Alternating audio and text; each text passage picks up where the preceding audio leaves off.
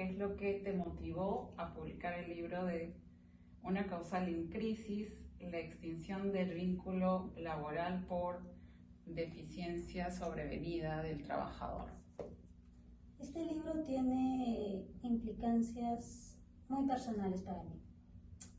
De hecho, todo comenzó con mi sustentación del examen de grado para abogada, mi titulación, más o menos en el año 2016 o 2015, yo no recuerdo muy bien. Pero en el banco de expedientes de la Universidad de la Católica estaba el expediente de Mauro Serrano, en el cual se hablaba, pero de esta causal antes de la modificatoria que trajo la Ley General de la Persona con Discapacidad, antes de que este artículo 23, inciso A, se modificara, ¿no? En el 2012 por ahí, ¿no?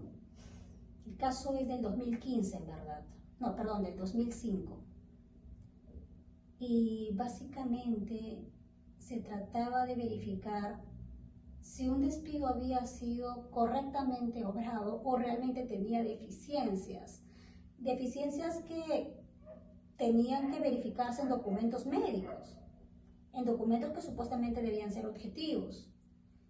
Y luego se iba descubriendo que efectivamente habían problemas con los procedimientos para emitir estos documentos y que no correspondían, a pesar de la naturaleza técnica de los mismos, con lo que exigía la norma.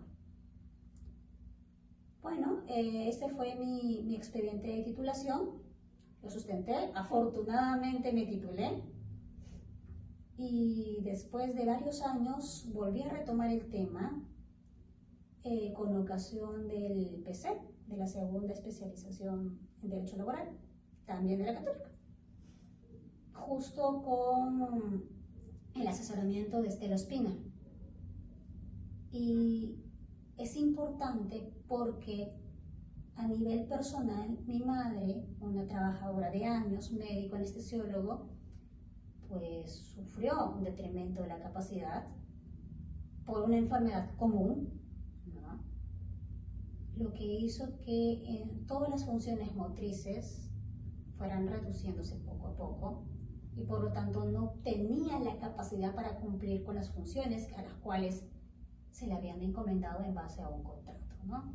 Si bien mi madre estaba en el sector público, básicamente la figura calzaba también con esta situación a grandes rasgos. Una persona que había sido contratada para un puesto de trabajo con ciertas funciones, que después de iniciado el vínculo laboral sufre esta deficiencia sobrevenida, pues es sobrevenida después del inicio del contrato. Y claro, es un riesgo para ella continuar haciéndolo, puede ser un riesgo para terceros también. Se intentaron hacer algunos ajustes razonables. En esa época realmente los ajustes razonables eran nada, ¿no? Pero se intentaron hacer los ajustes razonables. Se intentó realizar una reubicación, que es lo que son los requisitos a los cuales ahora tenemos que atenernos con esta causal de despido modificada en la LPCL, y al final pues cesó. Pero no cesó porque hubo un despido, cesó porque ella renuncia. Y viendo en la práctica este tipo de causal en el sector privado, tenemos a un trabajador, inicia el vínculo laboral, después del inicio viene esta deficiencia sobrevenida. Si el empleador quiere aplicar este despido va a tener que hacer 1, ajustes razonables, 2, una reubicación. Y solo así, si es que no puede cumplir con sus funciones, recién lo va a poder despedir, en tanto sea un riesgo para esta persona y para terceros, ¿no? Entonces, pero realmente no se aplica en la práctica. Hemos visto, sí, hace muchos años que este despido se aplicaba sobre todo para sectores como minería, hidrocarburos, sectores que demandan un alto riesgo, ¿no? Y que por cuestiones técnicas se podría entender. Pero la mayor parte de estos despidos eran observados en Poder Judicial. Justo el caso de Mauro Serrano fue observado en el Poder Judicial. Subió hasta el Tribunal Constitucional. Existieron incluso actos lesivos homogéneos. Volvió a subir y al final el trabajador fue repuesto, ¿no? Entonces, ¿para qué existe realmente esta causal? Sin perjuicio del tema que iba de la mano con la modificatoria de la Ley General de la Persona con Discapacidad, que lo que buscaba al momento de modificar y de establecerla en la forma en la cual acabo de comentar, que está, digamos, la causal, era evitar que existieran sesgos discriminatorios al momento de aplicarlo. Pero al final, al poner tantos límites, que sí, que efectivamente protege al trabajador, ¿realmente lo protegen? Porque claro, lo que simplemente pasa hoy en día es que tenemos a un trabajador que está en la planilla sin prestar servicios, sin recibir remuneración, si es que es una, por ejemplo, incapacidad ya permanente, porque simplemente te va a cubrir el subsidio por un cierto tiempo, ¿no? ¿Y después qué pasa? Lo dejamos ahí y acabó todo. ¿Qué más debe existir? O simplemente, ¿para qué tenemos esta causal? ¿Nos sirve? ¿La sacamos de la ley? Total, su aplicación es casi nula. Y en función de ello comencé a investigar. Primero el marco teórico, luego básicamente qué tipos de personas podrían estar relacionadas con esta causal, a quiénes se les podría aplicar. Vamos a un tema práctico, ¿no? De eficacia. ¿Es eficaz? ¿No es eficaz? ¿Sirve? ¿No sirve? Y lo que encontré es que, por ejemplo, la norma es tan pero tan desordenada que tenemos minusvalía, tenemos incapacidad, tenemos invalidez en distintas normas del ordenamiento. Pero básicamente lo que hay es una deficiencia. Deficiencia también es otra de las instituciones que tenemos ahí. ¿Cuál utilizamos? Discapacidad también es otra. Pero claro, personas que son reconocidas con el carnet de CONADE, con una certificación de discapacidad. Y ahí viene el problema. La eliminamos y nos quedamos con las otras causales, la modificamos para que pueda ser aplicada en base a criterios razonables, objetivos, pero también que sean de apoyo al trabajador, porque tampoco es el tema de que continúe trabajando, modificándose a cada rato las funciones y también los puestos, sin perjuicio de que sigue dañándose lentamente, por siempre, un tema prolongado, ¿no? ¿Qué fue lo que pasó con mi mamá? El trabajador necesita una remuneración. Y para recibir esta remuneración, va a hacer lo que sea necesario para continuar percibiéndola, incluso arriesgando su propia salud. Y al final, una de las conclusiones es, está bien, o desaparece o lo modificamos. Perfecto, hay algunas propuestas que incluyen este libro para poder modificarlo. Pero también necesitamos medidas de seguridad y salud, porque esta es la otra visión, esta es la otra cara de la moneda. Lo laboral ya quedó ahí. Si el trabajador ya no puede prestar servicios,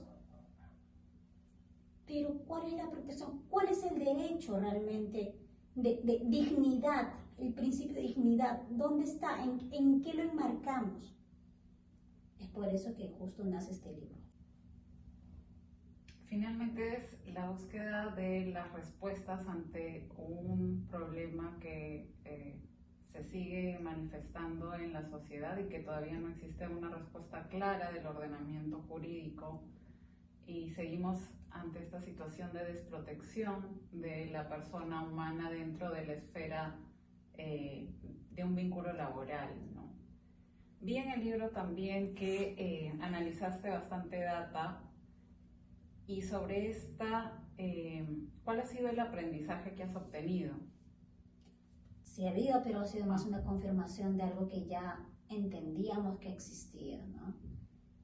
Claro, tenemos, por ejemplo, el tema de que para algunos sectores, los mismos que te comentaba, minería e hidrocarburos se han aplicado, pero la mayoría, al tener este tipo de miedo, por así decirlo, a que sean observados en el tema del despido, han retrocedido para ir por otros tipos de cese. Un convenio cese por mutuo disenso, ¿no? Negociar la renuncia, incluso ir hasta la jubilación anticipada.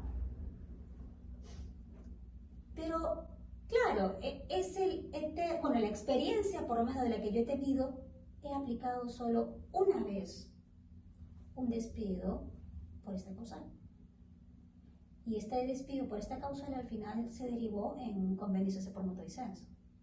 El punto es de que no solo es una visión personal, es una visión que lo comparten muchos abogados, pero lo interesante es, todos compartimos un mismo pensamiento. Esta causal realmente no es aplicable en la práctica. De acuerdo. Y en ese contexto, especialmente particulares, en atención justamente a esta situación de vulnerabilidad en la que se encuentra la persona y su dignidad, ¿cómo podemos evitarlo? ¿Qué acciones deberíamos adoptar? Bueno, en principio los tres actores tienen que reunirse: Estado, empleadores, trabajadores, sindicatos, ¿no? Para poder lograr y tener un consenso o un acuerdo respecto a lo que va a pasar. Eliminamos, la mantenemos con cambios, pero más allá de eso, lo que es necesario es verificar la posibilidad de hacer una reforma transversal de todo el ordenamiento. Como te digo, el tema laboral con la aplicación de esta causal ya acabó ahí, o sea, ya tiene un límite, pero el tema de la seguridad social, que ojo, no solo debería ser un derecho que se aplica únicamente a los trabajadores, el tema de dependencia o subordinación, debería ser un derecho universal. Exacto. Pero para hacer eso vamos a necesitar bastante voluntad política. No solo el tema de las buenas intenciones y presentar una modificatoria de norma, un proyecto de ley. Hacer un estudio serio, técnico, de cuántas personas están en este camino, en esta situación. Luego, las posibilidades propuestas. Ahí tengo algunas, pero claro, pueden existir muchas más, ¿no? Luego, presupuesto que tiene que ser aprobado por el Ministerio de Economía y Finanzas, además de que tiene que entrar a tallar el Ministerio de Salud para sacar un procedimiento adecuado para emitir esos documentos, si es que vamos a mantener esta causal. También tiene que entrar a tallar el Ministerio de Trabajo, va a tener que entrar en Salud, el tema de educación incluso. La transformación va a ser bastante grande y es solo un inciso, una causal, porque lamentablemente cuando queremos dar a conocer un proyecto de ley o ya se publica una norma, solo pensamos encajonados y no pensamos en macro. ¿Qué impacto va a tener una regulación en los actores políticos? Y ahí es cuando, por ejemplo, los trabajadores con los sindicatos, con las federaciones, podrían entrar a tallar. Perfecto, si esto no se resuelve, por ejemplo, desde el punto de vista de una modificatoria de norma, ¿por qué no resolverlo con la negociación colectiva? Que sí, puede ser un poco ya difícil, porque realmente el tema de la negociación colectiva no es que sea muy fuerte acá en el país y no es que tengamos muchos afiliados a los sindicatos, pero digamos, es necesario que existan estas tres divergencias, ahorita son divergencias, y que puedan confluir en un acuerdo. Si no, simplemente vamos a tener muchas normas en desuso y simplemente lo que vamos a crear es inseguridad jurídica, vamos a crear también vulneración de derechos, porque no solo se vulnera el derecho del empleador desde el punto de vista de que no puede tener un servicio para el cual ha contratado a una persona, pero también tenemos el derecho del trabajador, no solo como trabajador, como recurso, porque en verdad es una persona, la dignidad y la posibilidad de tener un trabajo decente y también la salud y a la vida. Cosas que deberían remarcarse, resaltarse mucho más en este ambiente. Muchas gracias, Janto, por tu tiempo, por compartir con nosotros tu experiencia abordando este tema tan importante. Yo les invito a leer este libro, La extinción del vínculo laboral por la deficiencia sobrevenida del trabajador o trabajadora. Gracias, Fiorella.